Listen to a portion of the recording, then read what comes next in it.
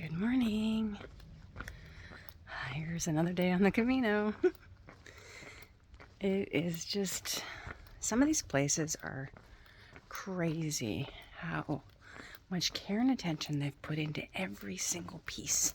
The buildings, the ground, like all these square rocks that they've made square and placed perfectly. Like there's not going to be potholes here ever for hundreds of years. It's so cool. Anyway, a recap on yesterday. I again attempted to leave early to beat some of the heat, which never happens. You know, by 8 o'clock it's blaring hot. So I left at 3:45, I believe. And I was walking along.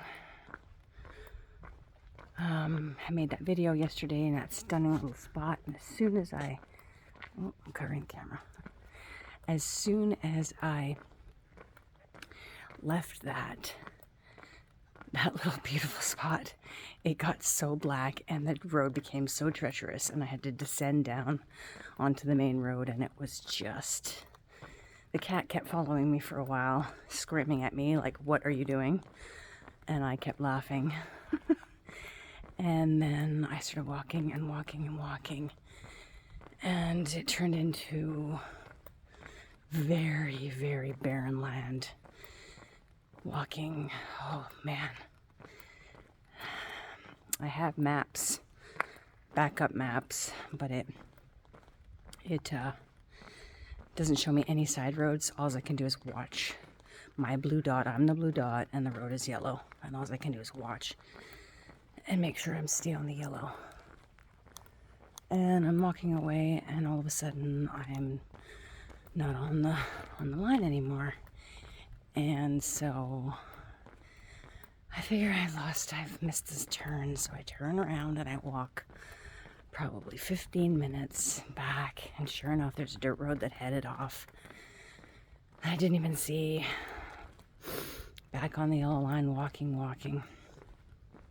And then I start getting into cornfields, with the fields so steep on the other side.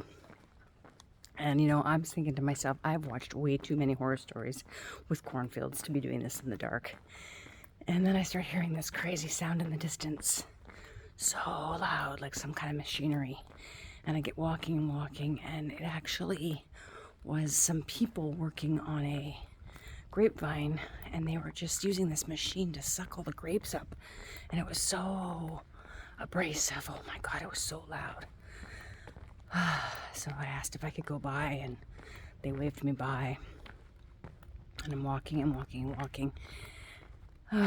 through all these different places, whether it's barren land or cornfields or grape fields, and I can't really see much. All I can do is smell a lot of the things. So then it starts to get light up, and I walk up to this place where there's a sign, an arrow that says Camino, and right behind that is a steep ass hill off the road. And I thought, oh, okay, here we go. You know, it wasn't uncommon in Spain to have places like that, so I didn't even question it. I think you know where this story's going. So I am walking, and it's getting steeper and steeper, and I'm in my flip-flops by this time because I'm so hot, and I'm trying to air my feet out. And I'm starting to slide backwards because there's no grip in flip-flops. And so I'm walking, and it's just going and going and going, and all of a sudden my little blue dot keeps going past where the yellow line says to turn. There's no place to turn, so I keep going because I'm like, there's no way I could have missed anything. It's such a narrow little trail. So I'm walking, and it's going further and further off the trail, and finally it turns and it starts heading back to the yellow line. So I'm like, okay. And I pick up this little round rock, and I'm like holding this rock because I'm so scared that I'm going the wrong way. And something in me says, just keep going. Part of it because I didn't want to go back down that treacherous hill in my flip-flops. And so anyway, it keeps meandering and meandering and meandering, still going back to the yellow line. So I feel like, you know, I'm starting to go the right way. And there's footprints. There's footprints that I'm following. I'm not out there by myself. Someone else has done this. And then what happens is all of a sudden, the blue dot goes back to the yellow line. And I'm like, yes. But I turn the corner. And there is the Camino arrow. I had done a complete circle. I was devastated. Not only did I not know what I was doing, I was so delusional already. The heat was getting to me already. I don't know. My lack of sense of direction. I had done a complete circle. I felt like I was in a time warp. I was horrified. I was absolutely horrified. And I started getting really angry with myself. And it was really hard for me for a good hour, because I'd probably spent an hour doing that. And so I kept forcing myself to not have bad self-talk and breathe and know that now I'm on the right path, because what had happened is actually the road also turned that way. So it was like both the hill and the road were turning the same way. So it appeared I was on the yellow line, but I was beside it. So I keep walking and walking, and it gets hotter and hotter. Oh my goodness, it was so hot. And I originally had planned to go to this town actually that I'm in right now, that I'm walking in. And it was probably about 11 in the morning by this time. And I'm walking by this old man that had, I think, like a water treatment center or something. And he looks at me and he's like, agua fresca. And I knew that it was cold water. And I was like, yes. So he waves me in. He doesn't know any English. So I'm trying to translate a few things. And he gives me water, shows me a chair to sit in. And I'm so grateful. I'm so thankful. And then I just, outside, there's a bit of shade, so I go sit in this grass. And he's like, no. I was like, yeah, it's good. Just let me sit in the grass in the shade. And so I can hear him working behind me.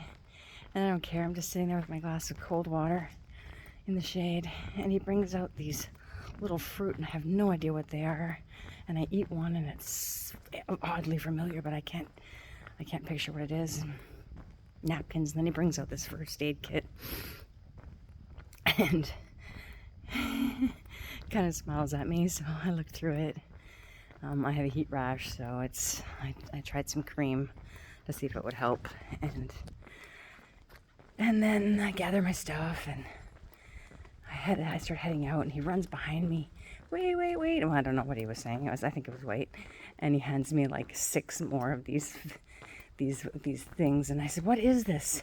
And he said, figos. And I translated, it's actually figs, fresh figs. I've never had fresh figs before. So I'm thinking to myself, there's no way I can eat all of these. I'm gonna be on a trail having to go to the bathroom every 5 seconds. So I feel grateful. And then I look in the town that I'm in, and I'm thinking, maybe I have to go see if I can sleep in a church or something. There's no way I'm gonna make that next town. And they're on this Camino app. There shows one hostel. And so I think, okay, it's a big chance, but I'm going to take this chance and go find this hostel. It's way out of the way, and it's still so hot, just a chance. And so I walk and walk and walk. It feels like forever. And I see it, and I finally find it, and it's locked. So I go sit across the road in the shade, and this young man, probably 15 or 16, comes out, and he says, good morning. And of course, young man, he knew English. So I asked him if it was open, and he said, the car's not there, so she's not there, but you can call her. And I said, well, I don't have a phone. So he said, I'll call her. So he called her for me and got her on the phone, and she spoke English, and she talked to me, and she said, can you wait 20 minutes? And I'm like, of course I can. So I sit there, and thank the young guy. I was so grateful. And she gets there, and it's this basement suite kind of thing that she's turned into a hostel. And her name's Elena, and sweetest person. And she lets me in, and it's like a hostel that's good probably for 10 people. But because it's not on the map as one of the destinations to end at, make sure I'm going the right way. Nobody's there. So I literally had this place to myself all night. A bathroom, a kitchen. It was like a house. It was luxury. It was luxury. She didn't even stay there. She left me a fridge full of food. She brought me some eggs. She made me homemade vegetable soup. I was treated so amazingly. I felt so taken care of. I rested. I slept and slept and slept. I think I developed a little bit of sunstroke. And so I was able to rest that out. But man, it was another tough day. But I made it through. And I'm here walking. I've been walking 2 hours already in the dark by myself. And, there's something to be said for this. Listening to music. Just being with the morning, letting my body do what it needs to do, being in the moment, So there it is, another day on the Camino. A little more activity. I'm assuming, I should never assume anything, but I'm thinking today's going to be a pretty eventless day. It's a lot of roadside walking and trying to get to beat the heat. So, stay tuned. And I'll talk to you soon. Love you. Take care.